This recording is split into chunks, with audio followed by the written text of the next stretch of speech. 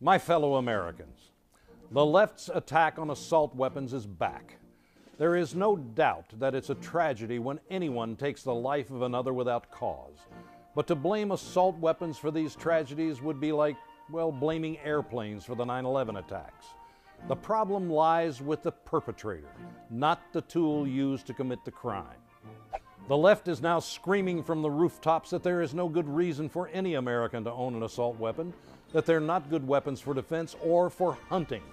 Frankly, they're missing the point. Take it from my philosophical guru and life coach, Ice-T. You know, the right to bear arms is because that's the last form of defense against tyranny.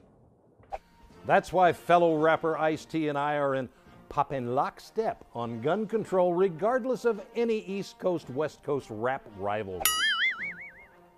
Well, if the advice of a couple of aging rappers isn't enough for you, how about these reasons? Number one, the Constitution. The libs are already saying Chuck's off his meds again and he's back talking about that old outdated historical document, the Constitution. Doesn't he get it that it doesn't apply today? Sorry to break it to you, but as of right now, the Constitution is still the law of the land. And since we are a nation of laws, not men, we need to follow it carefully. Number two, the Second Amendment allows for assault weapons. The left argues that the Founding Fathers didn't even know what an assault weapon was. As usual, this argument's wrong again. To say that the Constitution limits the kinds of guns we can own would be like saying it also limits the kinds of religion people can practice. How would it be if some people thought you could practice Catholicism, but not Scientology? Our Founding Fathers wanted every citizen to be armed equal to the army in case of takeover by a tyrannical government. They wanted us to have protection from them.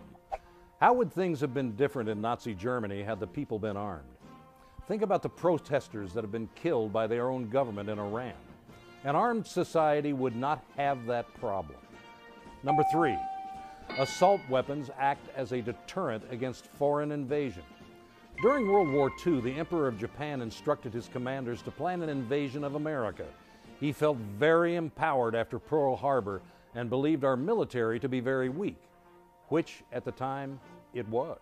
The commander-in-chief of the Japanese Navy, Isoroku Yamamoto, told the emperor, and I quote, "You cannot invade the mainland of the United States. There would be a rifle behind every blade of grass."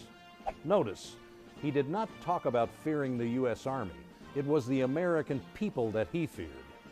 Eventually, Yamamoto would stop trying to attack us and instead started selling us terrific fishing lures, which I'm a big fan of. It is the fact that there is a gun behind every blade of grass that prevents any other country from even thinking about invading our nation. Take away the assault rifles and you have weakened that defense. Number four, there's already a ban on assault rifles. Well, you don't hear that very much, but there has been tight controls on assault rifles since 1934.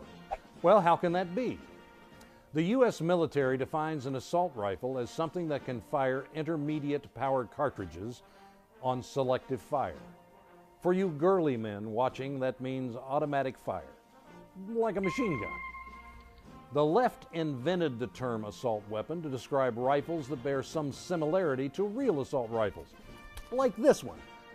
This way, they can make it against the law to own a gun that looks like an assault weapon.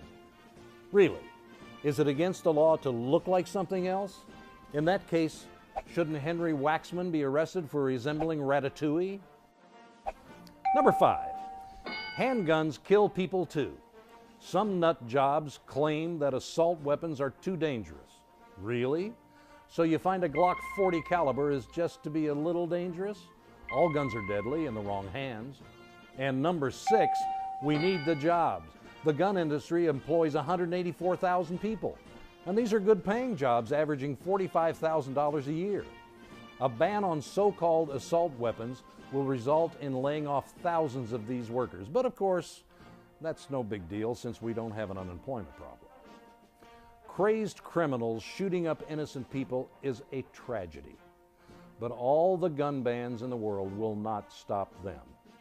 Criminals will always find the weapons they need to carry out their crimes. The only people that will be going unarmed are the law-abiding citizens like you and me. When you hear people talk about banning assault weapons, know that the real assault weapon is the liberal media. They are attacking your constitutional rights. It's a slippery slope. First it will be assault weapons, then ammunition, then handguns, and on and on and on.